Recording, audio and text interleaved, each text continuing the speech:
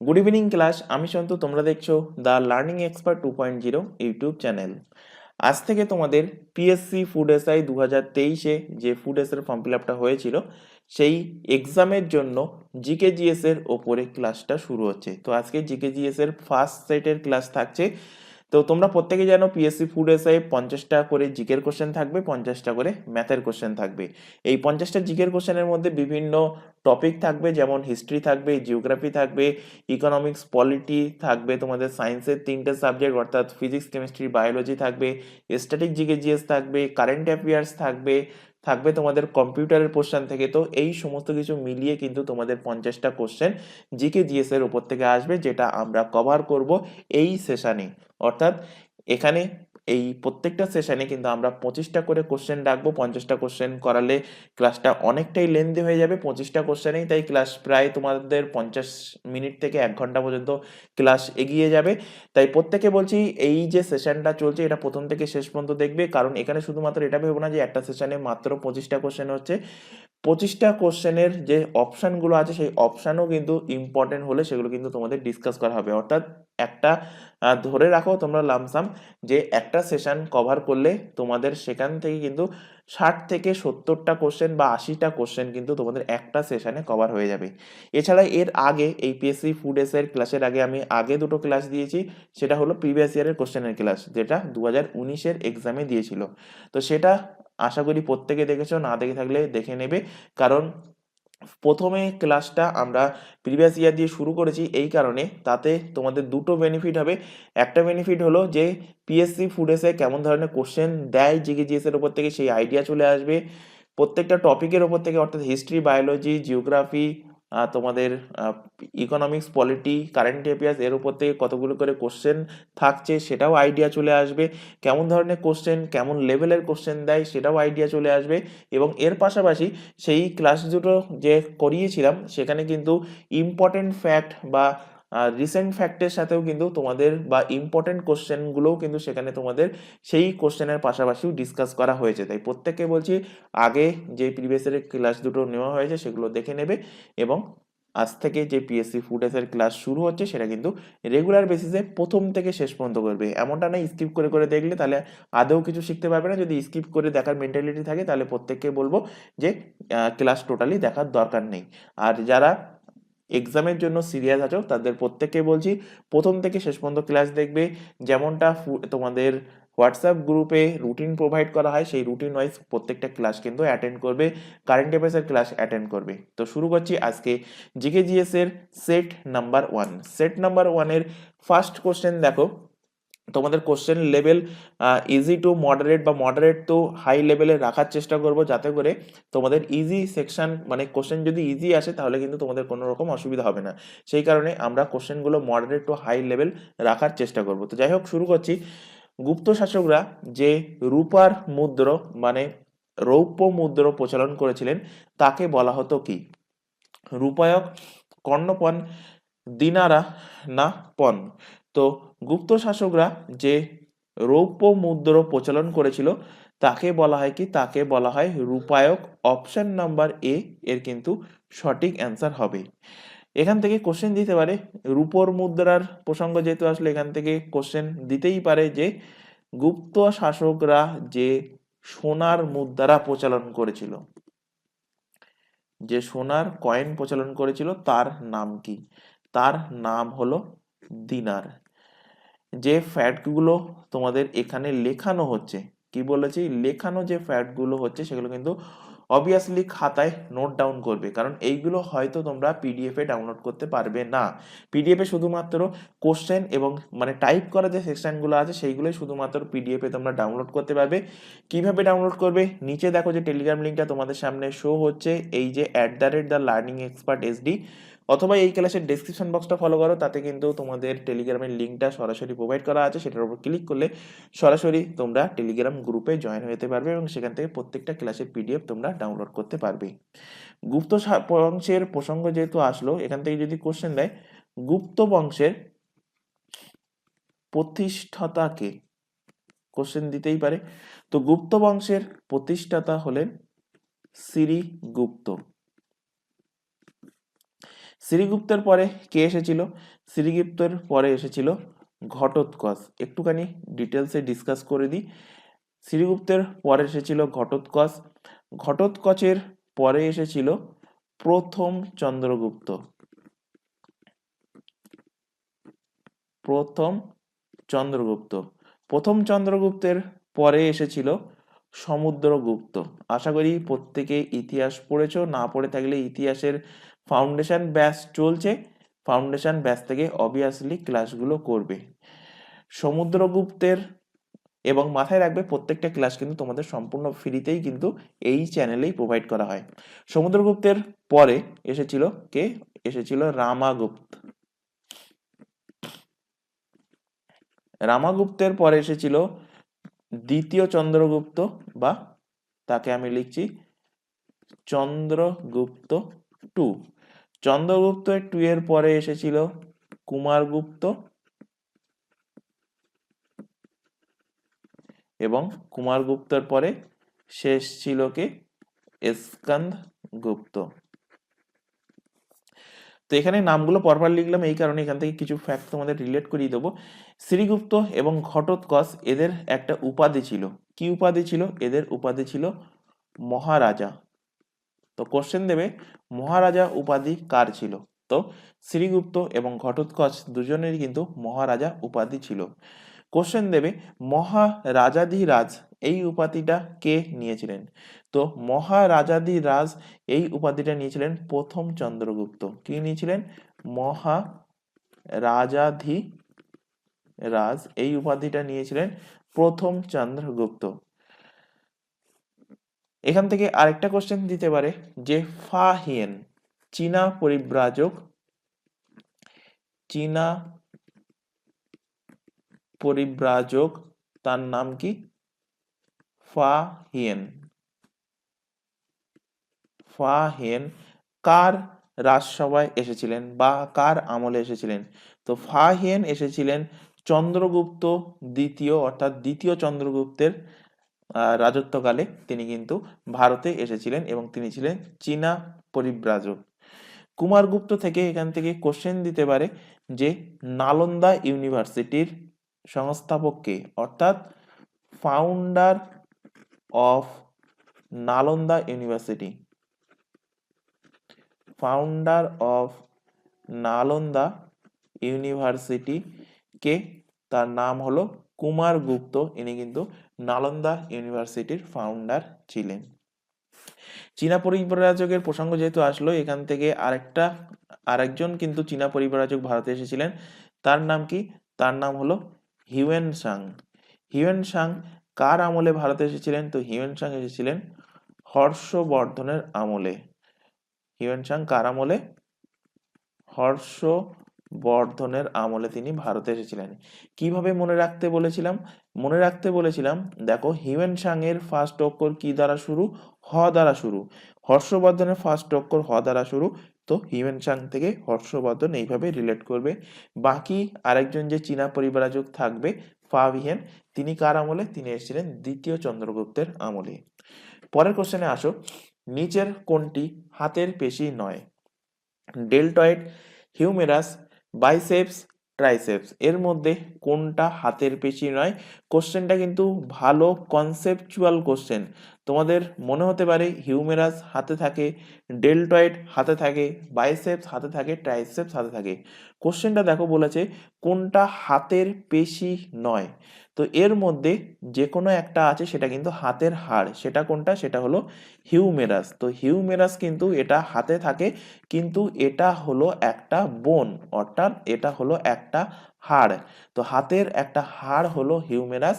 বাকি deltoid, biceps, triceps এই তিনটে হলো পেশি, অর্থাৎ মাসেল। তো এই তিনটে কিন্তু থাকে, এই তিনটে পেশি থাকে আমাদের হাতে, এবং হিউমেরাস হাড়টাও কিন্তু আমাদের হাতে থাকে। তো এখান থেকে কিছু হাতের বোন তোমাদের রিলেট করিয়ে দিই। হ্যান্ড বোন, এখান থেকে হেডিং দিয়ে নেবে হ্যান্ড বোন। হ্যান্ড বোন কি কি? হাতের কটা হাড় থাকে? তো হাতে হাড় থাকে কটা 60খানা হাড় থাকে। 60খানা হাড় কিভাবে কটা থাকে সেটা কিন্তু অলরেডি বায়োলজির ক্লাসে পড়ানো হয়ে গেছে, না দেখে থাকলে বায়োলজি ফাউন্ডেশন ব্যাচটা এই চ্যানেলে প্লেলিস্ট অপশন থেকে দেখে নেবে। তো হাতে থাকে কি কি হাড়? হিউমেরাস, এক্ষুনি বললাম কি থাকে, হিউমেরাস, অর্থাৎ কাঁধ থেকে কনুই পর্যন্ত যে বড় হাড়টা থাকে সেটা হলো হিউমেরাস। হিউমেরাসের সংখ্যা কটা? হিউমেরাসের সংখ্যা থাকে একটা। এরপর কনুই থেকে আমাদের হাতের কবজি পর্যন্ত কিন্তু দুটো হাড় থাকে, সে দুটো কি কি? একটা হলো রেডিয়াস আর একটা হলো আলনা। রেডিয়াস অ্যান্ড আলনা দুটোই কিন্তু থাকে একটা একটা করে। এরপর হাতের কবজিকে কি বলা হয়? বলা হয় কার্পাল হাড়। কার্পাল হাড়ের সংখ্যা কটা থাকে? থাকে 8খানা। কার্পাল হাড়ের আগে থাকে মেটা কার্পাল। এগুলো প্রত্যেকটাই কিন্তু বায়োলজির ক্লাসে ছবি দেখিয়ে একদম ডিটেলসে বোঝানো হয়েছে। মেটাকার্পাল থাকে, মেটাকার্পালের সংখ্যা থাকে 5টা। আর ফ্লাঞ্জেস, ফ্লাঞ্জেস মানে আঙুলে যে হাড়গুলো থাকে, ফ্লাঞ্জেস, তো ফ্লাঞ্জেসের সংখ্যা থাকে কটা? 14টা। তো এগুলো যোগ করো, এটা বললাম কি একটা হাতে কতগুলো হাড় থাকে, তাহলে এগুলো যোগ করলে পেয়ে যাবে 30টা হাড়। তাহলে একটা হাতে থাকে 30টা হাড়, মানুষের হাতের সংখ্যা কটা? দুটো, তাহলে 30 ইন্টু 2, 60খানা হাড় থাকে মানুষের কিন্তু 2 হাত মিলিয়ে। তাহলে কোশ্চেন তোমরা ভালোভাবে পড়বে, কোশ্চেন দেবে মানুষের একটা হাতে কতগুলো হাড় থাকে, তখন অ্যান্সার হবে 30টা। যদি কোশ্চেন দিয়ে দেয় মানুষের দেহে হাতে কতগুলো হাড় থাকে, তখন অ্যান্সার হবে কি? তখন অ্যান্সার হবে 60খানা হাড় থাকে। প্রত্যেকটা হাড়ের নাম বলে দিলাম, খাতায় কিন্তু অবশ্যই তোমরা নোট ডাউন করবে। পরের কোশ্চেনে আসো, কোন দেশে এক্সারসাইজ মালাবার 2023 এর আয়োজন করবে? তো এক্সারসাইজ মালাবার তার আগে জানতে হবে যে এটা কোন দেশ এবং কোন দেশের মধ্যে হয়। তো মালাবার যে এক্সারসাইজ, মালাবার এক্সারসাইজটা হয় ভারত, ইন্ডিয়া অ্যান্ড অস্ট্রেলিয়ার মধ্যে। তো এক বছর ইন্ডিয়াতে অনুষ্ঠিত হয়, এক বছর অস্ট্রেলিয়াতে অনুষ্ঠিত হয়। তো 2023-এর আয়োজন কে করবে? 2023-এর আয়োজন করবে অস্ট্রেলিয়া। অপশন নাম্বার বি এর কিন্তু সঠিক অ্যান্সার হবে। এবং এটা একটা কিন্তু নেভাল এক্সারসাইজ, অর্থাৎ নেভির দ্বারা, ইন্ডিয়ান নেভি এবং অস্ট্রেলিয়ান নেভির দ্বারা কিন্তু এই সামরিক মহড়াটা সংগঠিত হয়। এখানে বাকি অপশনগুলো যদি আমরা এক্সারসাইজের সাথে রিলেট করি, আমেরিকার সাথে ভারতের কি কি এক্সারসাইজ হয়, অনেকগুলো এক্সারসাইজের নাম বলেছি, তার মধ্যে দুটো এখান থেকে রিলেট করিয়ে দিচ্ছি। একটা হলো বজ্র প্রহার আর একটা হলো যুদ্ধাভ্যাস। একটা হলো বজ্র প্রহার আর একটা হলো যুদ্ধাভ্যাস। জাপানের সাথে কি কি এক্সারসাইজ হয়? জাপানের সাথে হয় ধার্মা গার্ডিয়ান, ধার্মা গার্ডিয়ান, এবং আরেকটা হয় কি? জিমেক্স। এটা হয় ভারত এবং জাপানের মধ্যে। চলে আসো পরের কোশ্চেনে, বেনারস হিন্দু ইউনিভার্সিটি এটার কে স্থাপন করেছেন? তো বেনারস হিন্দু ইউনিভার্সিটি এর স্থাপন হয়েছিল কবে? 1916 খ্রিস্টাব্দে কিন্তু এর স্থাপন হয়েছিল। কোথায় স্থাপন হয়েছিল? বেনারস থেকে, আশা করি রিলেট করতে পারছো, এটা উত্তরপ্রদেশে অবস্থিত। এবং এটা কে স্থাপন করেন? স্থাপন করেন Madan Mohan Malviya. Option number B এর কিন্তু সঠিক অ্যান্সার। পরের কোশ্চেন, আচ্ছা এখানে তোমাদের একটা ছোট ইনফরমেশন দেওয়ার আছে। তোমরা যারা রেগুলার বেসিসে ক্লাস করো বা আমাদের সাথে প্রতিদিন ক্লাসে যুক্ত হচ্ছ, তাদের ক্ষেত্রে একটা ছোট ইনফরমেশন, আমাদের কিন্তু বিভিন্ন সামনে যে এক্সামগুলো আসতে চলেছে সেই এক্সামের জন্য কিন্তু আলাদা আলাদা ব্যাচ করিয়ে সেখানে কিন্তু আলাদা আলাদাভাবে ফ্রি লাইভ ক্লাস চলছে। যেমন এখানে লেখাই আছে, দেখতে পাচ্ছ, যেটা মূলত পিএসসি কন্ডাক্ট করে, পাবলিক সার্ভিস কমিশন আমাদের ওয়েস্ট বেঙ্গলে কন্ডাক্ট করে, food SI, PSC miscellaneous and PSC clerkship. তো এর উপরে বেস করে, অর্থাৎ পিএসসির যে এক্সামগুলো নেয় তার উপরে বেস করে আমাদের ফার্স্ট ব্যাচ ক্রিয়েট করা আছে। সেকেন্ড ব্যাচ মূলত পুলিশের ব্যাচ, যার মধ্যে জেল পুলিশ, তোমাদের KPSI sergeant, SI constable, WP lady constable mains, এগুলো কভার করানো হবে। থার্ড ব্যাচ যেটা সেন্ট্রালের এক্সাম, অর্থাৎ এসএসসি স্টাফ সিলেকশন কমিশন যেটা কন্ডাক্ট করায়, যার মধ্যে GD constable, CGL, CCL, MTS, CPO, Delhi পুলিশের এসআই অ্যান্ড কনস্টেবল, এগুলোকে কভার করানো হবে। মাথায় রাখবে প্রত্যেকটা এক্সামের জন্য কিন্তু আলাদা আলাদাভাবে সম্পূর্ণ ফ্রিতে কিন্তু লাইভ ক্লাস শুরু হয়ে গেছে এই চ্যানেলে। এবং লাইভ ক্লাস অ্যাটেন্ড না করতে পারলে ক্লাস থেকে যাচ্ছে রেকর্ডেড ফরম্যাটে, সুতরাং রেকর্ডেড হিসেবেও ক্লাসগুলো দেখতে পারবে। তো এই সমস্ত ব্যাচে অ্যাড হওয়ার জন্য তোমাদের কি করতে হবে, নিচে যে হোয়াটসঅ্যাপ নাম্বারটা দেখতে পাচ্ছ 9933434303, এই নাম্বারে আমাদেরকে ইনফর্ম করো, তাহলে কিন্তু তোমাদেরকে নির্দিষ্ট ব্যাচে অ্যাড করিয়ে নেওয়া হবে। মাথায় রাখবে, ব্যাচে অ্যাড হওয়ার জন্য অর্থাৎ অ্যাডমিশন নেওয়ার জন্য কোনো রকম ফিস লাগে না, সম্পূর্ণ ফ্রিতে কিন্তু তোমাদের ক্লাস চলছে এবং ক্লাস করার জন্য কিন্তু কোনো রকম ফিস তোমাদের থেকে নেওয়া হয় না, সম্পূর্ণ ফ্রিতেই কিন্তু ক্লাসটা থাকছে। এছাড়া আরও একটা ইনফরমেশন দেওয়ার আছে, তোমরা এখন বর্তমানে যে চ্যানেলটাতে ক্লাস করছো, চ্যানেলের নাম হলো দ্য লার্নিং এক্সপার্ট 2.0। এই চ্যানেলেই জিকে জিএস যারা কম্পিটিটিভ এক্সামের সাথে যুক্ত তারা প্রত্যেকেই জানো, জিকে জিএস এর মধ্যে হিস্ট্রি, জিওগ্রাফি, ইকোনমিক্স, পলিটি, সায়েন্সের 3টে সাবজেক্ট, স্ট্যাটিক, জিকে জিএস, এছাড়া রেগুলার বেসিসে current affairs, reasoning and English, এই ক্লাসগুলো সম্পূর্ণ ফ্রিতে সিলেবাস ওয়াইজ করতে পারবে এই চ্যানেল থেকে। আর ম্যাথের ক্লাস করার জন্য আমাদের আরেকটা চ্যানেল ক্রিয়েট করা হয়েছে, এটাও কিন্তু আমাদেরই চ্যানেল, চ্যানেলের নামটা দেখে নাও, ম্যাথস বাই সন্তু স্যার। এই চ্যানেলে ম্যাথের ক্লাস অলরেডি শুরু হয়ে গেছে, তাই প্রত্যেককে বলছি তোমরা সামনে যে সমস্ত কম্পিটিটিভ এক্সামের জন্য প্রিপারেশন নিতে চাও, কম্পিটিশন এক্সামের জন্য প্রিপারেশন নিতে চাইলে এই চ্যানেল দুটোকে সাবস্ক্রাইব করো এবং বেল আইকনকে অল নোটিফিকেশন সেট করো, আর রেগুলার বেসিসে ক্লাসগুলো করতে থাকো এই চ্যানেল থেকে, এবং নির্দিষ্ট ব্যাচে অ্যাড হওয়ার জন্য হোয়াটসঅ্যাপ গ্রুপে অ্যাড হয়ে যাও। তো পরবর্তী কোশ্চেন, 5 নম্বর কোশ্চেন, কে প্রস্তাবনাকে সোল অব দ্য কনস্টিটিউশন বা সংবিধানের আত্মা বলে মনে করতেন? তো সংবিধানের আত্মা বা সোল অব দ্য কনস্টিটিউশন, এই কথাটা কে বলেছেন ঠাকুর দাস ভার্গব। অপশন নাম্বার বি এর সঠিক অ্যান্সার। প্রিয়াম্বেল বা প্রস্তাবনা, প্রস্তাবনাকে ইংলিশে কি বলা হয় প্রিয়াম্বেল। এই প্রিয়াম্বেলের রচয়িতা কে?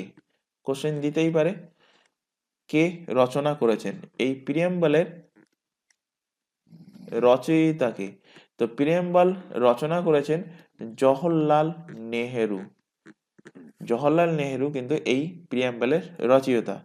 প্রিয়াম্বেলটা নেওয়া হয়েছে কোন দেশের সংবিধান থেকে? মাথায় রাখবে, এটা আমেরিকান সংবিধান থেকে, অর্থাৎ ইউএস এর সংবিধান থেকে নেওয়া হয়েছে। এখান থেকে ম্যাক্সিমাম ক্যান্ডিডেটের কনফিউজিং হবে, এখান থেকে কনফিউজিং করার জন্যই কিন্তু এক্সামিনার কোশ্চেন দেবে। এই প্রিয়াম্বেল নেওয়া হয়েছে কোন সংবিধান থেকে? বললাম ইউএস এর সংবিধান থেকে। এখান থেকে কোশ্চেন দেবে যে দ্য ল্যাঙ্গুয়েজ অফ প্রিয়াম্বেল, দুটো কোশ্চেনের মধ্যে ডিফারেন্স আছে। The language of preamble,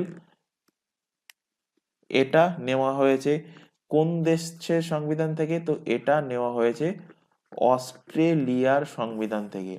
preamble নেওয়া হয়েছে কোন দেশের সংবিধান থেকে? অ্যান্সার হবে আমেরিকান সংবিধান থেকে।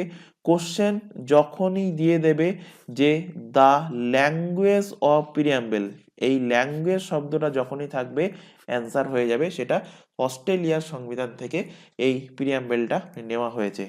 এই প্রিয়াম্বেলে আমাদের প্রস্তাবনায় মাত্র একবার কিন্তু সংশোধন হয়েছে, একবার সংশোধন হয়েছে। তো কোশ্চেন দেয় যে প্রিয়াম্বেলে সংশোধন কতবার হয়েছে? তো মাত্র একবার সংশোধন হয়েছে। সেটা কবে সংশোধন হয়েছে? 42তম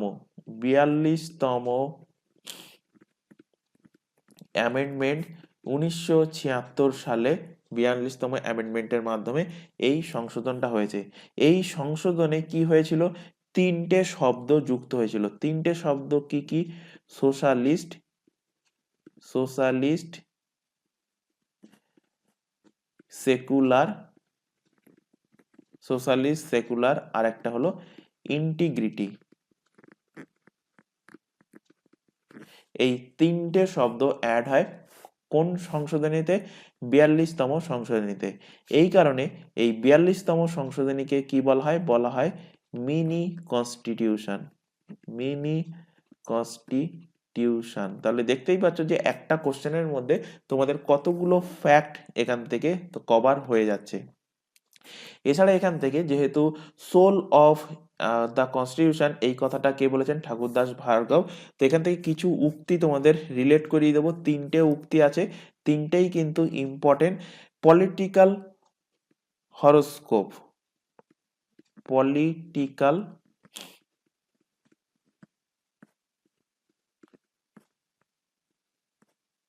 পলিটিক্যাল হরোস্কোপ, যাকে বাংলাতে বলা হয় রাজনৈতিক রাশিফল। রাজনৈতিক, নিচে লিখছি রাশিফল। প্রস্তাবনাকে রাজনৈতিক রাশিফল কে বলেছেন? তো মাথায় রাখবে এটা বলেছেন কে এম মুন্সি। নেক্সট উক্তি হলো identity card of constitution. Identity card of constitution, এটা কে বলেছেন? এটা বলেছেন, অর্থাৎ সংবিধানের পরিচয়পত্র, এটা বলেছেন N K Palkhivala. N K Palkhivala. আরেকটা উক্তি, মোস্ট ইম্পর্টেন্ট উক্তি, কি অফ কনস্টিটিউশন। তো প্রস্তাবনাকে কে কি অফ কনস্টিটিউশন বলেছেন? তো প্রস্তাবনাকে কি অফ কনস্টিটিউশন বলেছেন আর্নেস্ট বার্কার। Ernest Barker. তাহলে এখান থেকে চারটে উক্তি তোমাদের কভার হয়ে গেল। একটা আছে কোশ্চেনে, সোল অফ দ্য কনস্টিটিউশন, এটা কে বলেছেন? বলেছেন ঠাকুরদাস ভার্গব। পলিটিক্যাল হরোস্কোপ, অর্থাৎ রাজনৈতিক রাশিফল, এটা বলেছেন কে Munshi. Identity card of constitution, এটা বলেছেন এন কে পালকিওয়ালা। আর কি অফ কনস্টিটিউশন, এটা কে বলেছেন? এটা বলেছেন আর্নেস্ট বার্কার। যে ফ্যাক্টগুলো লেখানো হচ্ছে খাতায় কিন্তু ভালোভাবে নোট ডাউন করবে, এখান থেকেও কিন্তু তোমাদের কোশ্চেন আসবে। পরের কোশ্চেনে আসো, বল পয়েন্টের আবিষ্কার করেন কে? অর্থাৎ বল পয়েন্ট পেন আমরা যেটা লিখি, সেই বল পয়েন্ট পেনের আবিষ্কার কে করেন? তো বল পয়েন্ট পেনের আবিষ্কার কিন্তু তিনজন করেছিলেন। কতজন করেছিলেন? তিনজন মিলে করেছিলেন। তিনজনের নাম কি কি? তিনজনের নাম লিখলেই অ্যান্সার তোমরা পেয়ে যাবে। একজন ছিলেন লার্সচেলো বিরো, তার মধ্যে একজনেরই নাম এখানে অপশনে দেওয়া আছে। তিনজনের নাম তোমাদের জানতে হবে। লার্সচেলো বিরো, একজন হলেন মার্কেল বিচ, আরেকজন হলেন, যেটা তোমাদের অপশনে আছে, John J Loud. John J Loud, দেখো অপশনে আছে অপশন নাম্বার ডি তে, তো অপশন নাম্বার ডি এর কিন্তু সঠিক অ্যান্সার হবে। তো বল পয়েন্ট পেন তিনজন মিলেই আবিষ্কার করেছিলেন, তিনজনের নামটা কিন্তু খাতায় নোট ডাউন করবে।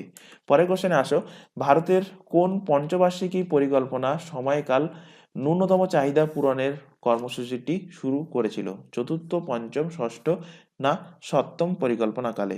তো এটা শুরু করেছিল পঞ্চম পরিকল্পনাকালে, অর্থাৎ ফিফথ 5 ইয়ার পরিকল্পনাকালে ন্যূনতম চাহিদা পূরণের কর্মসূচিটা কিন্তু শুরু হয়েছিল। এই ফিফথ 5 ইয়ার প্ল্যান, এটা কত সাল থেকে কত সাল? এটা 1974 থেকে 1978 সালের মধ্যে কিন্তু এটা এই প্ল্যানটা চলেছিল। তো এটাই, এই যে পঞ্চম পরিকল্পনা প্ল্যানের এদের মূল লক্ষ্য কি ছিল? মূল লক্ষ্য ছিল MNP। MNPর ফুল ফর্ম হলো মিনিমাম নিডস প্রোগ্রাম।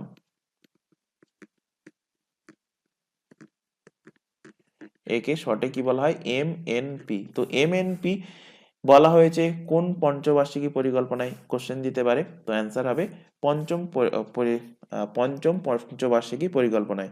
তো এই মিনিমাম নিডস প্রোগ্রামের মাধ্যমে দেশের যে সমস্ত গরিব লোকরা আছে তাদের জীবন ধারণের মান উন্নয়ন করা তথা তাদের দারিদ্রতা দূরীকরণের প্রয়াস শুরু করা হয়েছিল এই ফিফথ 5 ইয়ার প্ল্যানে। এবং এই ফিফথ 5 ইয়ার প্ল্যান এটা চলেছিল 1974 থেকে 1978 মধ্যে। তো 5 ইয়ার প্ল্যানের প্রসঙ্গ যেহেতু আসলো, অর্থাৎ পঞ্চবার্ষিকী পরিকল্পনার প্রসঙ্গ যেহেতু আসলো, এখান থেকে প্রথম, দ্বিতীয় এবং তৃতীয় যেটা বহুবার এক্সামে দিয়েছে সেটা একটুখানি ডিসকাস করে দিই। ফার্স্ট 5 ইয়ার প্ল্যান, এটা অলরেডি কিন্তু 2019-এর যে সেটটা করিয়েছিলাম এর আগের যে দুটো ক্লাসে, সেখানে কিন্তু তোমাদের ডিসকাস করা হয়েছে। আরও আরেকবার করিয়ে দিচ্ছি, তার ফলে কি হবে? রিভিশন হয়ে যাবে এবং তোমাদের মুখস্থ হয়ে যাবে। যারা এর আগের ক্লাস দেখেছো তাদের আবারও কিন্তু রিভিশন হয়ে যাবে।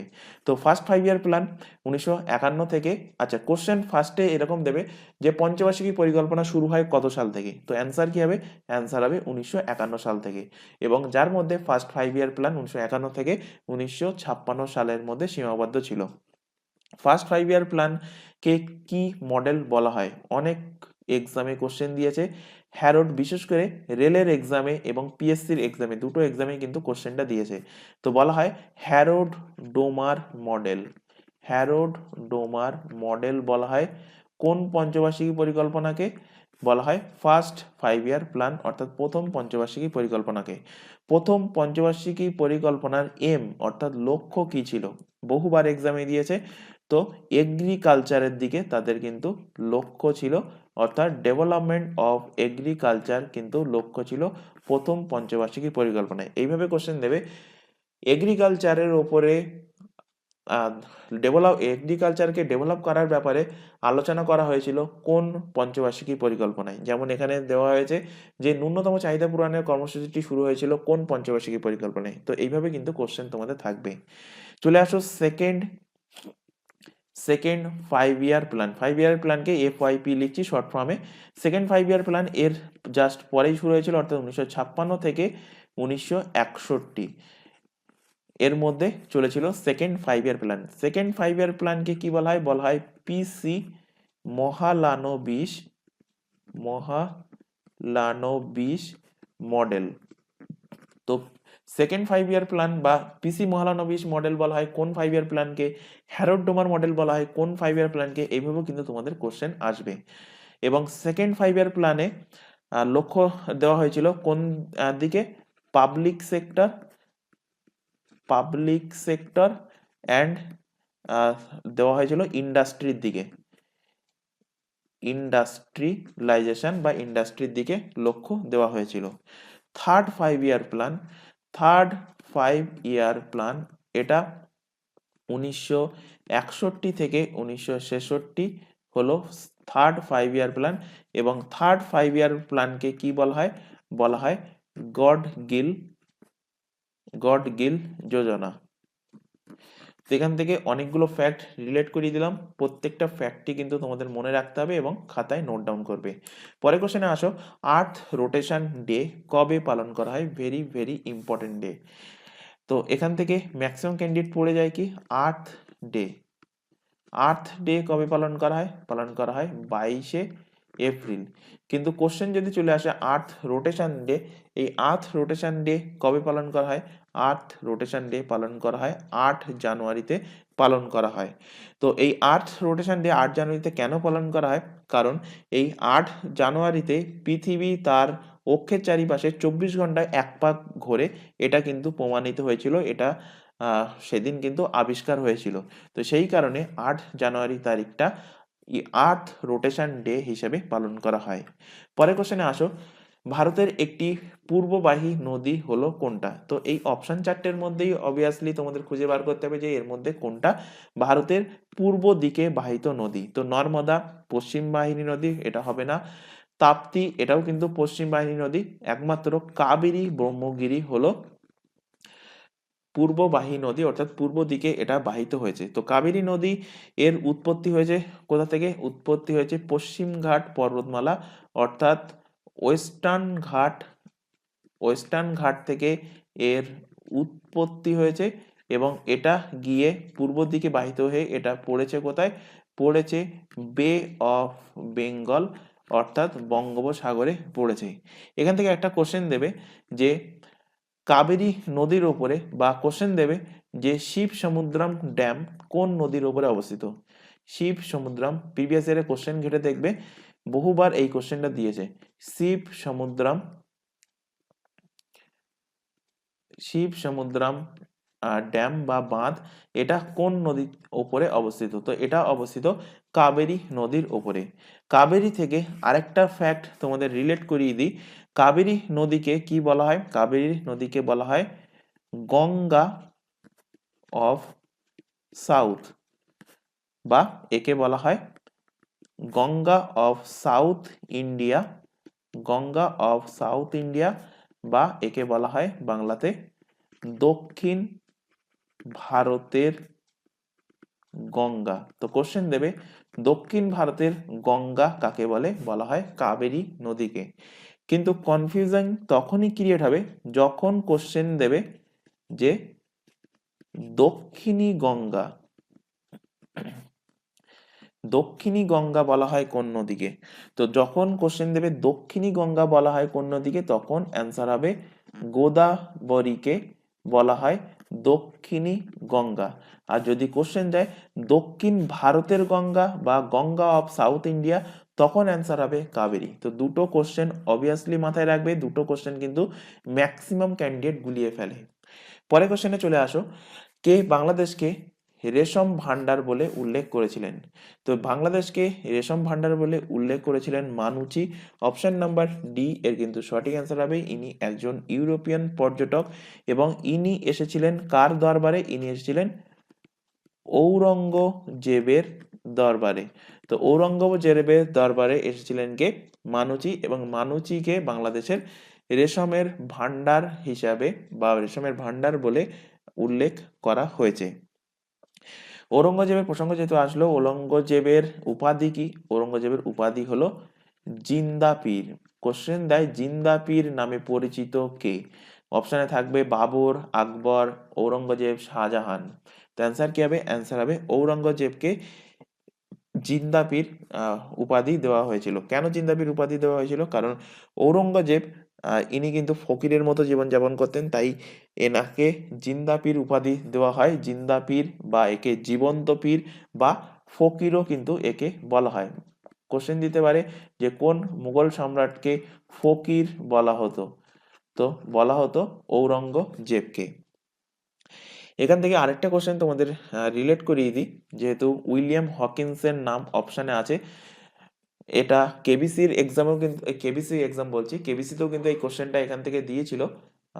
7 কোটির কোনো একটা খেলায় দুজন পার্টিসিপেন্ট ছিলেন, সেখানে কিন্তু ফাইনাল কোশ্চেন মানে 7 কোটির কোশ্চেন কিন্তু এখান থেকে দিয়েছিল। ইজি কোশ্চেন দিয়েছিল। কোশ্চেনটা কি ছিল? কোশ্চেনটা ছিল যে 1608 খ্রিস্টাব্দে কে কোন ইউরোপিয়ান ইস্ট ইন্ডিয়া কোম্পানির ফ্যাক্টরি খোলার জন্য ভারতে এসেছিলেন, বা কার জাহাজ ভারতে এসেছিল, এরকম টাইপের একটা কোশ্চেন ছিল। তো অ্যান্সার কি হবে? অ্যান্সার হবে উইলিয়াম হকিন্স। এই উইলিয়াম হকিন্স 1608 খ্রিস্টাব্দে প্রথম প্রথম ইউরোপিয়ান হিসাবে, মানে প্রথম ইউরোপিয়ান নয়, প্রথম ইস্ট ইন্ডিয়ান কোম্পানি, প্রথম ইস্ট ইন্ডিয়ান কোম্পানির প্রতিনিধি হিসাবে কার দরবারে এসেছিলেন? জাহাঙ্গীরের দরবারে এসেছিলেন। জাহাঙ্গীরের দরবারে এসেছিলেন কিসের জন্য? ইস্ট ইন্ডিয়া কোম্পানির ফ্যাক্টরি খোলার জন্য। এবং সেটা কোথায়? সেটা সুরাটে খোলার জন্য অনুমতি নিতে এসেছিলেন। কে এসেছিলেন? উইলিয়াম হকিন্স এসেছিলেন 1608 খ্রিস্টাব্দে। কিন্তু ফার্স্টে তখন আহ, এখানে কিন্তু 1608 খ্রিস্টাব্দে ফ্যাক্টরি গঠন করার জন্য তারা অনুমতি পায়নি। এরপর 1615 খ্রিস্টাব্দে স্যার টমাস রো যখন এসেছিলেন, স্যার টমাস রো আসলে তিনি কিন্তু ফরমান জারি করেন এবং তারপরে কিন্তু সুরাটে প্রথম ইস্ট ইন্ডিয়া কোম্পানির ফ্যাক্টরি তৈরি হয়। তো কোশ্চেনটা এখান থেকেই দিয়েছিল কেবিসির যে খেলাটা হয় কौन बनेगा करोड़पति। তো তোমরা ইউটিউবে সার্চ করে দেখতে পারো, 7 কোটি টাকা জিতেছিল খুব সম্ভবত এই কোশ্চেনটার উপরে। চলে আসো পরের কোশ্চেনে। সাম্প্রতিক কোন দেশ সেনাবাহিনীতে মহিলাদের নিয়োগের সিদ্ধান্ত নিয়েছে? তো মহিলাদের নিয়োগের সিদ্ধান্ত নিয়েছে সম্প্রতি কলম্বিয়া। 25 বছর পর কিন্তু তারা এই মহিলাদের নিয়োগের জন্য এই সিদ্ধান্তটা নিয়েছে। কিসে? সেনাবাহিনীতে নিয়েছে। তো কলম্বিয়া হলো দক্ষিণ সাউথ আমেরিকার মহাদেশের আমেরিকা মহাদেশের একটা দেশ। এবং কলম্বিয়ার ক্যাপিটাল কি? যেহেতু কলম্বিয়ার প্রসঙ্গ এসছে রিসেন্ট ফ্যাক্টের উপরে, কলম্বিয়ার ক্যাপিটাল হলো বাগোটা। কলম্বিয়ার কারেন্সি মাথায় রাখবে কলম্বিয়ান কলম্বিয়ান পেসো। আর কলম্বিয়ার বর্তমান যিনি প্রেসিডেন্ট আছেন তার নাম হলো কি? তার নাম হলো গাস্টাভো পেট্রো। তোমাদের কারেন্ট অ্যাফেয়ার্সের ক্লাসে বারবার বলি যে যখনই তোমাদের কোনো দেশের প্রাইম মিনিস্টার, প্রেসিডেন্ট বা কোনো রাজ্যের তোমাদের সিএম বা গভর্নরের আলোচনা করা হবে, সেটা যখন তোমরা ক্লাসটা দেখবে, সাপোজ ধরো ক্লাসটা আজকে হচ্ছে এবং এই ক্লাসটা 1 মাস 2 মাস 3 মাস পরে কেউ ক্লাসটা দেখছো, তো তখন যদি চেঞ্জ হয়ে থাকে সেটা কিন্তু গুগল থেকে একটুখানি আপডেট করে নেবে। কারণ আপডেটগুলো কিন্তু তোমাদের কারেন্ট ফ্যাক্টের সাথে বা অর্থাৎ কারেন্ট অ্যাফেয়ার্সের ক্লাসে করে দেওয়া হবে, সেখান থেকেও দেখে নিতে পারো, অথবা ক্লাস যদি তোমরা পরে দেখে থাকো একটুখানি কষ্ট করে গুগল থেকে আপডেট করে নেবে। পরের কোশ্চেনে চলে আসো, ভাইচারিয়া বন্দোবস্ত কোথায় পরিবর্তিত হয়? বাংলায়, পাঞ্জাবে, মাদ্রাসে না গুজরাটে? তো ভাইচারিয়া যে বন্দোবস্ত এটা প্রবর্তিত হয় কোথায়? এটা হয় পাঞ্জাবে। তো 1916 সালে দুজনের নাম আমি এখানে লিখছি। একজন হলেন এল ফিল স্টোন,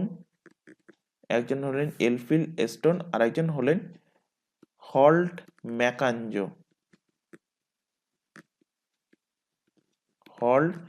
ম্যাকাঞ্জো। এই ভাইয়াচারী, এরা দুজন এই ভায়াচারী বন্দোবস্তের প্রবর্তন করেন। এবং এই ভায়াচারী বন্দোবস্ত কি? এটা এক প্রকার ভূমি রাজস্ব ব্যবস্থা। কবে থেকে প্রচলন হয়? 1916 সালে। কোথায়? পাঞ্জাবে প্রচলিত হয়েছিল। পরের কোশ্চেনে আসো, মুখ্যমন্ত্রী পিনারাই বিজয়ন ইন্ডিয়ান লাইব্রেরি কংগ্রেসের উদ্বোধন করলেন কোন রাজ্যে? পিনারাই বিজয়ন ইনি কোন রাজ্যের চিফ মিনিস্টার? এটা যদি তোমরা জানো ইজিলি অ্যান্সার করতে পারবে। তো ইনি হলেন কেরালা চিফ মিনিস্টার। তো অ্যান্সার হবে ইন্ডিয়ান লাইব্রেরি কংগ্রেসের উদ্বোধন হয়েছে কোথায়? কেরালা রাজ্যে। অপশন নাম্বার বি এর কিন্তু সঠিক অ্যান্সার হবে। কেরালার ক্যাপিটাল কি? কেরালার ক্যাপিটাল হলো তিরুভানান্তপুরম।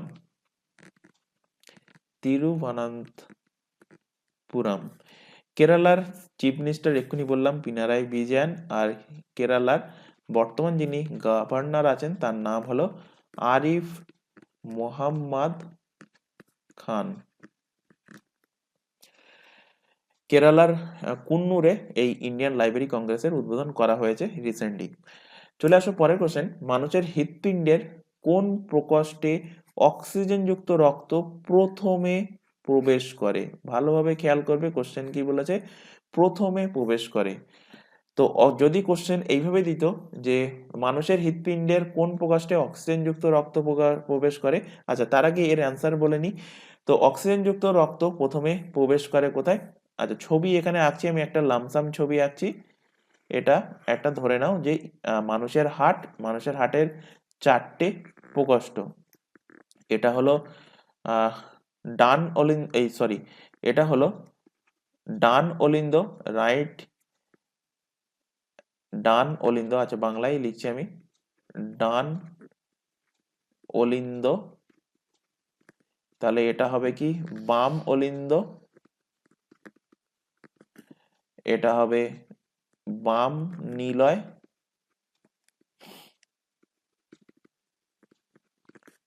এটা ডান নিলয়। তো সমস্ত শরীর থেকে দূষিত রক্ত এইভাবে আসছে, এসে প্রবেশ করছে কোথায়? সমস্ত শরীরে দূষিত রক্ত আসে, এসে প্রবেশ করছে প্রথমে ডান অলিন্দে। ডান অলিন্দ থেকে সেই দূষিত রক্ত আসছে কোথায়? আসছে ডান নিলয়ে। তারপর ডান নিলয় সেটাকে পাম্প করছে। আচ্ছা তার আগে জানো যে অলিন্দের কাজ কি? অলিন্দের কাজ হলো রিসিভ করা, আর নিলয়ের কাজ হলো পাম্প করা। ডান নিলয় হোক আর বাম নিলয় হোক, দুটো নিলয় কিন্তু পাম্প করে, আর ডান অলিন্দ হোক বা বাম অলিন্দ হোক দুটোই কিন্তু রক্তকে রিসিভ করে। তো সমস্ত শরীর থেকে দূষিত রক্ত অর্থাৎ কার্বন ডাই অক্সাইড যুক্ত রক্ত কোথায় যাচ্ছে? যাচ্ছে এই পথে ডান অলিন্দের মধ্যে। ডান অলিন্দ থেকে রক্ত যাচ্ছে ডান নিলয় সেটাকে পাম্প করছে, পাম্প করে এখান থেকে শিরার মধ্যে সেই রক্তটা চলে যাচ্ছে কোথায়? সেই রক্তটা চলে যাচ্ছে ফুসফুসে। ফুসফুসে কেন যাচ্ছে? ফুসফুসে যাচ্ছে সেটা কিন্তু শুদ্ধ হতে, অর্থাৎ তার সঙ্গে অক্সিজেন মিশতে। তো ফুসফুসে গিয়ে কার্বন ডাই অক্সাইড ছেড়ে দিচ্ছে এবং ফুসফুসের ওয়াল থেকে অক্সিজেনযুক্ত রক্ত নিয়ে নিচ্ছে, এবং এই অক্সিজেনযুক্ত রক্ত প্রথমে প্রবেশ করছে কোথায়? প্রথমে প্রবেশ করছে বাম অলিন্দে। তাহলে কোশ্চেন কি দিয়েছে? হৃৎপিণ্ডের কোন প্রকোষ্ঠ অক্সিজেনযুক্ত রক্ত প্রথমে প্রবেশ করে? তো প্রথমে প্রবেশ করে বাম অলিন্দে। অপশন নাম্বার বি এর কিন্তু সঠিক অ্যান্সার। এবার অক্সিজেনযুক্ত রক্ত বাম অলিন্দে আসার পর বাম অলিন্দ সেটাকে পুশ করবে কোথায়? বাম নিলয়। এবং বাম নিলয় সব থেকে জোরে পুশ করে সেটাকে পাঠিয়ে দেবে সমস্ত শরীরে, অর্থাৎ অক্সিজেনযুক্ত রক্ত সমস্ত শরীরে এখান থেকে কিন্তু ছড়িয়ে পড়বে। তো এই সমস্ত কিছু কিন্তু বায়োলজি ফাউন্ডেশন ব্যাচে ডিসকাস করা হয়েছে। তাই প্রত্যেককে বলছি, বায়োলজি ফাউন্ডেশন ব্যাচ যদি না দেখে থাকো সেখান থেকে অবভিয়াসলি ক্লাসগুলো দেখে নেবে। সেখানে কিন্তু ছবি সহকারে ডিটেলসে কিন্তু প্রত্যেকটা টপিক আলাদা আলাদাভাবে ডিসকাস করা হয়েছে। তাহলে এখান থেকে আশা করি জিনিসটা বোঝাতে পেরেছি। এখান থেকে আরও দুটো ফ্যাক্ট রিলেট করিয়ে দিই যে এসএ নোড হৃৎপিণ্ডের কোন প্রকোষ্ঠে পাওয়া যায়। তো এসএ নোড পাওয়া যায় ডান অলিন্দে থাকে এসএ নোডের ফুল ফর্ম হলো সায়ানো অ্যাট্রিভিয়াম নোড। এখান থেকে কোশ্চেন দিতে পারে যে দেহের কার্বন ডাই অক্সাইড যুক্ত রক্ত প্রথমে প্রবেশ করে, কোশ্চেন যেটা আছে, সরি এখানে একটুখানি মার্কিং ভুল হয়ে গেছে, তাহলে না ঠিকই আছে, এখানে অক্সিজেন যুক্ত রক্ত। কোশ্চেন যদি দেয় যে কার্বন ডাই অক্সাইড যুক্ত রক্ত কোন প্রকোষ্ঠে প্রবেশ করে, তাহলে অ্যান্সার হবে কি ডান অলিন্দে। মানে সর্বপ্রথম কার্বন ডাই অক্সাইড যুক্ত রক্ত হৃৎপিণ্ডের কোন প্রকোষ্ঠে প্রবেশ করে, অ্যান্সার হবে ডান অলিন্দ। আর এখান থেকে আরেকটা ফ্যাক্ট রিলেট করে নাও, হৃৎপিণ্ডের প্রসঙ্গ যেহেতু আসলো, যে হার্টের পর্দাকে কি বলা হয়। তো হার্টের পর্দাকে বলা হয় পেরিকার্ডিয়াম পর্দা থাকে কোথায়, হার্টে থাকে। চলে আসো পরের কোশ্চেনে। সিন্ধু সভ্যতার প্রধান বৈশিষ্ট্য ছিল কোনটা? নিকাশি ব্যবস্থা, নগর পরিকল্পনা, পাকা ঘর বাড়ি, না পরিকল্পিত রাস্তাঘাট। তো সিন্ধু সভ্যতার প্রধান বৈশিষ্ট্য ছিল নগর পরিকল্পনা, অর্থাৎ সিভিলাইজেশন ছিল সিন্ধু সিভিলাইজেশনের প্রধান বৈশিষ্ট্য ছিল কিন্তু নগর পরিকল্পনা। অপশন নাম্বার বি এর কিন্তু সঠিক অ্যান্সার। এর উপরে কিছু ফ্যাক্ট তোমাদের রিলেট করাই। সিন্ধু সভ্যতার প্রথম খনন, আচ্ছা সিন্ধু সভ্যতার খনন কার্য কে চালায়? খনন কার্য চালায় যদি কোশ্চেন আসে, কোশ্চেনের অপশানে যদি থাকে জন মার্শাল, তো অ্যান্সার হবে জন মার্শাল। এবার এই জন মার্শালের নেতৃত্বে অনেকজন, যেমন রাখাল দাস ব্যানার্জি, দয়ারাম সাহানি, গোপাল দাস মজুমদার, এরকম বিভিন্ন জন কিন্তু সিন্ধু সভ্যতার বিভিন্ন সাইট তারা খনন করেছে। যেমন একটা এক্সাম্পল সহকারে আমি একটা বলছি, সিন্ধু সভ্যতাটাকে তোমরা ধরে নাও একটা পশ্চিমবঙ্গ। এবার পশ্চিমবঙ্গের মধ্যে বিভিন্ন ভাগ যেমন আছে, বিভিন্ন জেলা যেমন আছে, যেমন উত্তর চব্বিশ পরগনা খনন কার্য একজন করলো, দক্ষিণ চব্বিশ পরগনা খনন কার্য একজন করলো, বীরভূমে খনন কার্য একজন করলো, দার্জিলিংয়ে খনন কার্য একজন করলো। তো তেমনই কিন্তু এটা ব্যাপার যে জন মার্শাল এই পুরো, সাপোজ আমি এক্সাম্পল দিয়েই বোঝাচ্ছি, জন মার্শাল ধরো এই পশ্চিমবাংলার খনন কার্যের দায়িত্বে নিয়েছে এবং জন মার্শালের আন্ডারে যে সমস্ত লোক তারা ছোট ছোট অংশগুলোতে তারা খনন কার্য চালাচ্ছে। তো জন মার্শালের আন্ডারে সর্বপ্রথম সিন্ধু সভ্যতার কোন সাইটে খনন কার্য হয়েছিল? কোশ্চেন ভেরি ভেরি ইম্পর্টেন্ট, বহু এক্সামে কোশ্চেন দিয়েছে, মাথায় রাখবে। হরপ্পাতে কিন্তু সর্বপ্রথম খনন কার্য হয়েছিল। কবে হয়েছিল? 1921 সালে সর্বপ্রথম খনন কার্য হয়েছিল। কে খনন করেন দয়ারাম সাহানি। এই কারণে দয়ারাম সাহানিকে কি বলা হয়? দয়ারাম সাহানিকে হরপ্পা সভ্যতার তিনি হরপ্পা সভ্যতার আবিষ্কারক বলা হয়। কাকে? হরপ্পা সভ্যতার আবিষ্কারক বা প্রথম খনন করেন কে, সেটা বলা হয় দয়ারাম সাহানিকে। আর এখান থেকে কোশ্চেন দেবে এইভাবে যে সিন্ধু সভ্যতার প্রথম খনন কে করেন বা সিন্ধু সভ্যতার খনন কার্য কে করেন? তো ফার্স্টেই নাম চলে আসে দয়ারাম সাহানি, যেহেতু হরপ্পা সভ্যতার প্রথম খনন শুরু হয়েছিল সিন্ধু সভ্যতার সাইটের মধ্যে। তো হরপ্পা সভ্যতার পজিশন কোথায়, মানে লোকেশন কোথায়? বর্তমানে পাকিস্তানে অবস্থিত। পাকিস্তানের কোথায় অবস্থিত? পাকিস্তানের লারকানা জেলাতে অবস্থিত। আর হরপ্পা সভ্যতা কোন নদীর তীরে গড়ে উঠেছিল? এটা গড়ে উঠেছিল রাভি নদীর তীরে। সিন্ধু সভ্যতার আরেকটা সাইট এখান থেকে ডিসকাস করে দিই, যেটা প্রত্যেকেই জানো, মহেঞ্জোদারো সিনেমাও কিন্তু একটা রিলিজ হয়েছিল, আশা করি প্রত্যেকে দেখেছো। তো এই মহেঞ্জোদারো এটা খনন কার্য হয় এর জাস্ট পরের বছর 1922 সালে। কে খনন করেন মহেঞ্জোদারো? রাখাল দাস ব্যানার্জি মহেঞ্জোদারোর খনন কার্য করেন। মহেঞ্জোদারো এটাও কিন্তু অবস্থিত বর্তমানে পাকিস্তানেই অবস্থিত। পাকিস্তানের কোথায়? পাকিস্তানের মন্টেগোমারি জেলায়, পাকিস্তানের মন্টেগোমারি জেলায় এটা অবস্থিত। এবং মহেঞ্জোদারো এটা সিন্ধু নদীর তীরে গড়ে উঠেছিল, ইন্দাস রিভারের তীরে কিন্তু এটা গড়ে উঠেছিল। মহেঞ্জোদারোর মিনিং অনেক সময় কোশ্চেন দেয়। মহেঞ্জোদারোর মানে কি? মহেঞ্জোদারোর মিনিং হলো মিরিতের স্তূপ, বা মিরিতের স্তূপ বলা হয় কাকে? মিরিতের স্তূপ বলা হয় মহেঞ্জোদারোকে। এই কোশ্চেন কিন্তু বহুবার এক্সামে দিয়েছে। চলে আসো পরের কোশ্চেনে। কে স্বাধীনতা সংগ্রামের ওপর রিভলিউশনারিজ শিরোনামে বইটা লিখেছে? তো এই শিরোনামে বইটা লিখেছে Sanjeev Sanyal. Just one liner ফরম্যাটে মাথায় রাখো। অপশন নাম্বার ডি এর সঠিক অ্যান্সার। পরের কোশ্চেনে আসো, মাহি নদী মিলিত হয়েছে কোথায়? তো মাহি নদী এটা গুজরাটে মূলত এসে মিলিত হয়েছে। গুজরাটের কোথায়? গুজরাটের গালফ অফ খাম্বাত অর্থাৎ কাম্বে উপসাগরে। ইংলিশ প্যাটার্নে কোশ্চেন থাকবে কি? থাকবে গালফ অফ খাম্বাতে এসে মিলিত হয়েছে। মাহি নদীটা উৎপত্তি কোথা থেকে হয়েছে? এর উৎপত্তি হয়েছে বিন্ধ্য পর্বত থেকে, বিন্ধ্য রেঞ্জ থেকে বা বিন্ধ্য পর্বত থেকে এর উৎপত্তি হয়েছে। এবং বিন্ধ্য পর্বত থেকে উৎপত্তি হয়ে এই নদীটা টপিক অফ ক্যান্সার অর্থাৎ কর্কটক্রান্তি রেখাকে প্রথমে উপর দিকে গেছে, একবার কাটলো, তারপরে আবার টপিক অফ ক্যান্সারকে আবার কেটে পড়ছে কোথায়? গালফ অফ খাম্বাতে। অর্থাৎ এখান থেকে তোমাদের কোশ্চেন দেবে যে কোন নদী কর্কট ক্রান্তি রেখা বা ইংলিশে বলা হয় কর্কট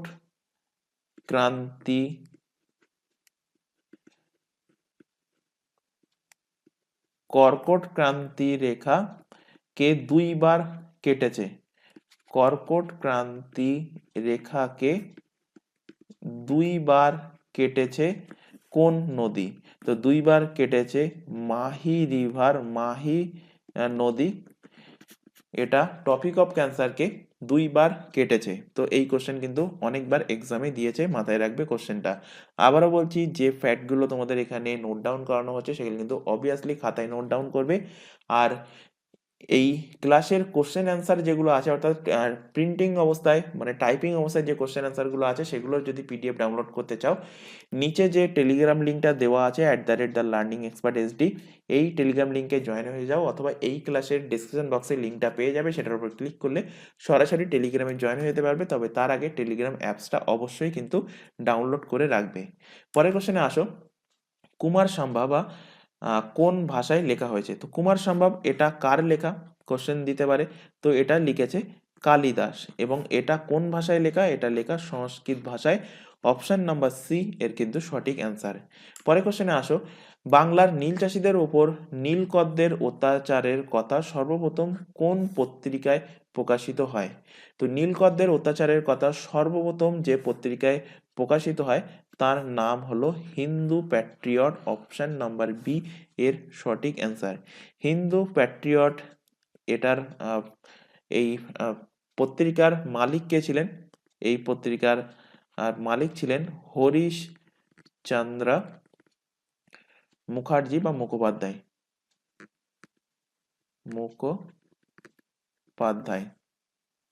এখান থেকে যেহেতু পত্রিকার প্রসঙ্গ আসলো, দুটো ফ্যাক্ট এখান থেকে রিলেট করাবো। যদি কোশ্চেন দেয় যে ভারতের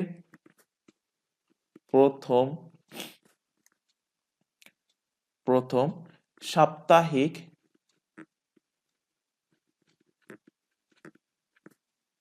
নিউজ পেপার কোনটা? তো ভারতের প্রথম সাপ্তাহিক নিউজ পেপার হলো বেঙ্গল গেজেট। কি বললাম? বেঙ্গল গেজেট। কবে এটা প্রকাশিত হয়েছিল? এটা প্রকাশিত হয়েছিল 1780 সালে। যদি কোশ্চেন দেয় যে বাংলার প্রথম সাপ্তাহিক নিউজ পেপার, তখন অ্যান্সার হবে সমাচার দর্পণ। কি হবে? সমাচার দর্পণ হলো বাংলায় লেখা প্রথম সাপ্তাহিক পত্রিকা। কবে এটা প্রকাশিত হয়েছিল? 1818 সালে এটা প্রকাশিত হয়েছিল। পরের কোশ্চেনে আসো, জেলা শাসকগণ কার অধীনে থাকেন? তো জেলা শাসকগণ থাকেন মুখ্য সচিবের অধীনে, অপশন নাম্বার বি এর কিন্তু সঠিক অ্যান্সার। পরের কোশ্চেনে আসো, রবীন্দ্রনাথ ঠাকুরের জনগণ মন 1912 সালের জানুয়ারি মাসের প্রথম কোথায় প্রকাশিত হয়? তো এটা প্রথম প্রকাশিত হয় ভারত বিধাতাতে, অপশন নাম্বার সি এর কিন্তু সঠিক অ্যান্সার। তো গানটা আদি ব্রহ্ম সমাজের তত্ত্ববোধিনী পত্রিকার জানুয়ারি 1912 যে সংখ্যা, তাতে ভারত বিধাতা শিরোনামে কিন্তু এটা প্রকাশিত হয়েছিল। তো অপশন নাম্বার সি এর কিন্তু সঠিক অ্যান্সার। জনগণ মন থেকে এখান থেকে কোশ্চেন দেবে যে এটা প্রথম গাওয়া হয়, এটা প্রথম গাওয়া হয় কোন অধিবেশনে? তো এটা প্রথম গাওয়া হয় কংগ্রেসের কোন অধিবেশনে? কংগ্রেসের ক্যালকাটা সেশনে, ক্যালকাটা বা কলকাতা অধিবেশনে প্রথম গাওয়া হয়। কত সালে এটা প্রথম গাওয়া হয়েছিল? 1911 সালে এটা কিন্তু ক্যালকাটা অধিবেশনে প্রথম গাওয়া হয়েছিল। তো এখান থেকে কোশ্চেন দেবে যে ক্যালকাটা অধিবেশনের এই 1911 সালের সভাপতি কে ছিলেন? সভাপতি কে ছিলেন? তো সভাপতির নামটা মাথায় রাখবে। সভাপতি ছিলেন বিশান নারায়ণ দার, ছিলেন ক্যালকাটা অধিবেশনের, অর্থাৎ 1911 সালের কলকাতা অধিবেশনের কংগ্রেসের প্রেসিডেন্ট ছিলেন কে? বিশান নারায়ণ দার। এবং সেই অধিবেশনে সর্বপ্রথম জনগণ মন এই গানটা গাওয়া হয়েছিল। তো এখান থেকে কোশ্চেন দেবে যে বন্দে মাতারাম, বন্দে বন্দে মাতারাম এই গানটা সর্বপ্রথম কোথায় গাওয়া হয়েছিল?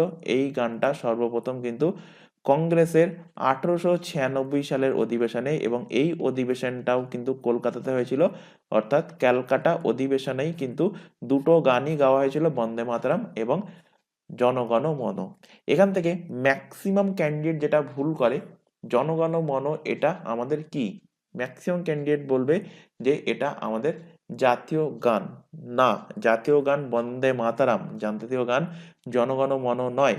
জনগণ মন হলো আমাদের ন্যাশনাল, ন্যাশনাল কি? আমাদের ন্যাশনাল অ্যানথেম, যাকে বাংলাতে বলা হয় জাতীয় স্তোত্র। আর আমাদের জাতীয় গান হলো, অর্থাৎ ন্যাশনাল সং যখন দেবে তখন হবে সেটা বন্দে মাতরম। এই দুটো জিনিস ম্যাক্সিমাম ক্যান্ডিডেট গুলিয়ে ফেলে। দুটো জিনিস কিন্তু ক্লিয়ার করে দিলাম, আজ থেকে কিন্তু অবভিয়াসলি তোমরা জিনিসটা মাথায় রাখবে। পরের কোশ্চেনে চলে আসো, ভারতের এক নাগরিকত্বের নীতিটি অর্থাৎ সিঙ্গেল সিটিজেনশিপ কোনটির বিরোধিতা করে? তো এটা বিরোধিতা করে যুক্তরাষ্ট্রীয় ব্যবস্থার, অপশন নাম্বার এ এর কিন্তু সঠিক অ্যান্সার হবে। তো যুক্তরাষ্ট্রীয় ব্যবস্থা, এটা যুক্তরাষ্ট্রীয় ব্যবস্থা কোথায় প্রচলিত? এটা কিন্তু আমেরিকাতে, অর্থাৎ ইউএসএ তে প্রচলিত। আমেরিকাতে কিন্তু ডবল সিটিজেনশিপ সেখানে প্রচলিত আছে। ডবল সিটিজেন বলতে কি, আমেরিকার যে স্টেটগুলো আছে, যে রাজ্যগুলো আছে, তার জন্য আলাদা সিটিজেনশিপ এবং একটা ইউএসএর একটা সিটিজেনশিপ। তো আমেরিকার নাগরিকদের কিন্তু ডবল সিটিজেনশিপ আছে, কিন্তু ভারতীয় নাগরিকদের কিন্তু ডবল সিটিজেনশিপ নেই। অর্থাৎ ভারতের হয়ে একটা সিটিজেনশিপ আর পশ্চিমবঙ্গের হয়ে একটা সিটিজেনশিপ, এরকম ধরনের সিটিজেনশিপ কিন্তু ভারতের নেই। ভারতের শুধুমাত্র সিঙ্গেল সিটিজেনশিপ, অর্থাৎ এক নাগরিকত্ব। তো এখান থেকে কোশ্চেন দেবে এই যে সিঙ্গেল সিটিজেনশিপের ধারণা, এটা কোন দেশ থেকে নেওয়া হয়েছে? তো এটা নেওয়া হয়েছে ইউকে থেকে, অর্থাৎ ব্রিটেন থেকে কিন্তু এই সিঙ্গেল সিটিজেনশিপের ধারণাটা নেওয়া হয়েছে। সিটিজেনশিপের প্রসঙ্গ যেহেতু আসলো, এখান থেকে কোশ্চেন দেবে citizenship act, citizenship citizenship act এটা কবে প্রচলিত হয়েছিল? প্রথম সিটিজেনশিপ অ্যাক্ট কবে আনা হয়েছিল? 1955 সালে সিটিজেনশিপ অ্যাক্ট আনা হয়েছিল। এবং এই সিটিজেনশিপ ভারতের সংবিধানে কত আর্টিকেল থেকে কত আর্টিকেলের মধ্যে বলা আছে? বলা আছে আর্টিকেল নাম্বার 5 থেকে আর্টিকেল নাম্বার 11-র মধ্যে। কত পার্টে আছে? আছে পার্ট নাম্বার 2 তে। চলে আসো পরের কোশ্চেনে, জম্মু ও কাশ্মীরের কোন জেলায় সেনাবাহিনী সবচেয়ে উঁচু আইকনিক জাতীয় পতাকার উত্তোলন করেছে? তো এটা উত্তোলন করেছে জম্মু কাশ্মীরের ডোডা শহরে। অপশন নাম্বার সি এর কিন্তু সঠিক অ্যান্সার।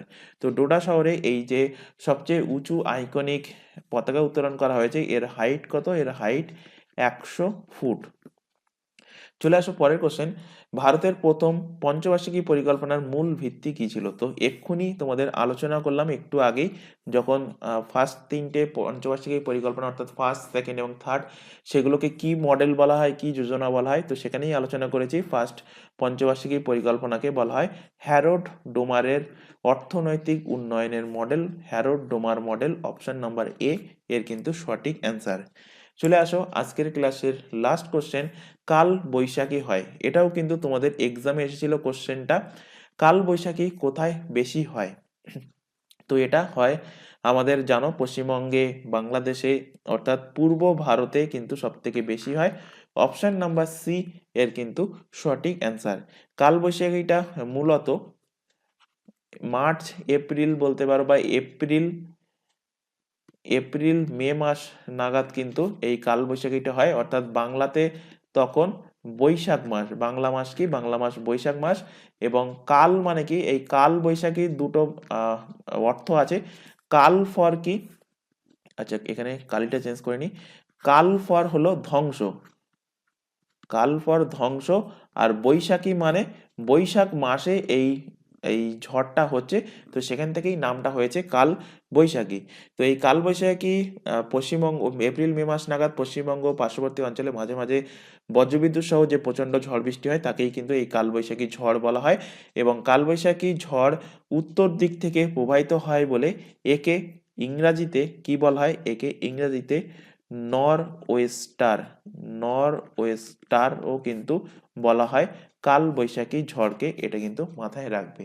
তো আশা করি আজকের ক্লাসে যে 25টা কোশ্চেন করানো হলো, ফার্স্ট সেটে যে 25টা কোশ্চেন হলো, প্রত্যেকটা কোশ্চেন ক্লিয়ার হয়েছে। ক্লাস ভালো লাগলে ক্লাসটাকে অবভিয়াসলি লাইক করবে, তোমার বন্ধু বান্ধবের মধ্যে শেয়ার করবে যারা ফুড এসআইয়ের এক্সামের জন্য হোক বা আদার্স পিএসসির এক্সাম। আদার্স পিএসসির এক্সামে বলতে কি ক্লার্কশিপ, মিসলেনিয়াস বা পুলিশের এক্সামের জন্য প্রিপারেশন নিচ্ছে, প্রত্যেকটা এক্সামই কিন্তু এর মধ্যে থেকে কভার হয়ে যাবে।